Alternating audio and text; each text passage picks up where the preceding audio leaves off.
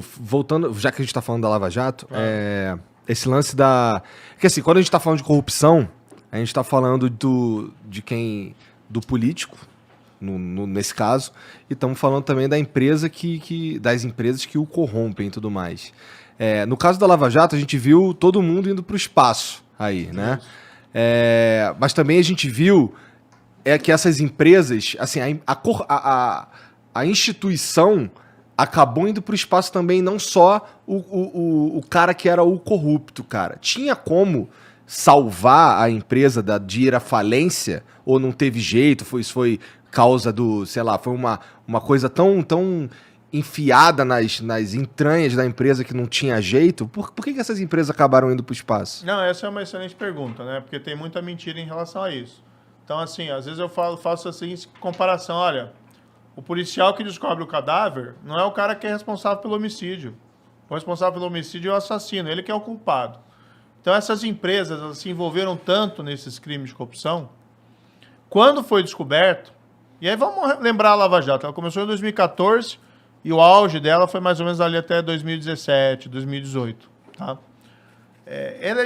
Quando o fato foi descoberto, no começo, todo mundo negava. Ninguém admitia que tinha acontecido o crime.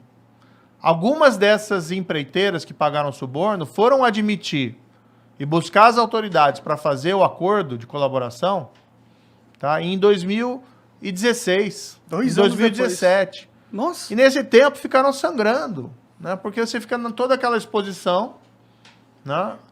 Ao invés, se elas tivessem, desde o primeiro momento, que é aquilo que eu falei, o que acontece hoje? Se a empresa acontecer algo errado, e pode acontecer. Às vezes você tem lá um funcionário, um diretor, que faz coisa errada sem conhecimento da chefia.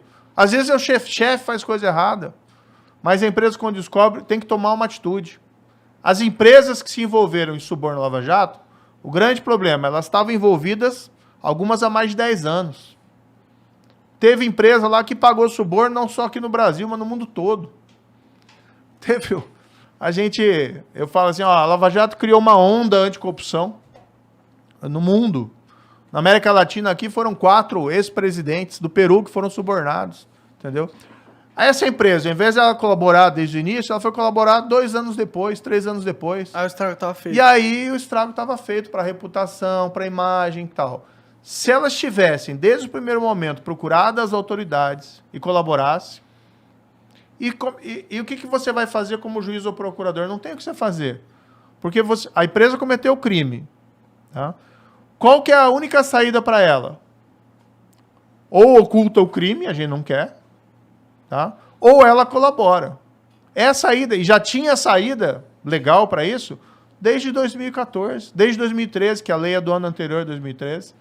Então, assim, infelizmente, né, a minha opinião sobre isso, as empresas demoraram muito, tá, para colaborar, e isso amplificou os danos sofridos por elas. Agora, é engraçado que daí você pega um monte de gente daquela lista da Odebrecht, que recebeu suborno, né, amigo, Cerrado, Justiça, Amante, e vem falar lá, vocês quebraram as empresas.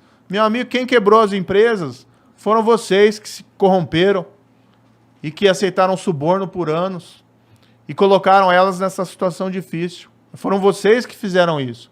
Não, a gente lutou contra o crime.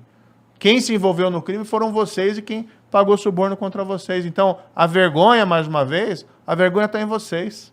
E não na gente que lutou contra isso. Pra mim essa é a mesma lógica do cara que falou que, tira os doleiros porque senão vai afetar o câmbio da investigação. Não, mano, você não vai deixar de investigar ou punir uma empresa porque vai acabar com a empresa, né? Tipo, e outra, a empresa, se ela acabou por causa de um escândalo de corrupção, a culpa é dela, foi o que você disse. Eu realmente nunca consegui entender esse argumento, entendeu? Não faz muito sentido, na minha opinião. Você acha que faz sentido? Não, eu tô perguntando pra eles se tem algum jeito de fazer sem Mas você acha que faz sentido?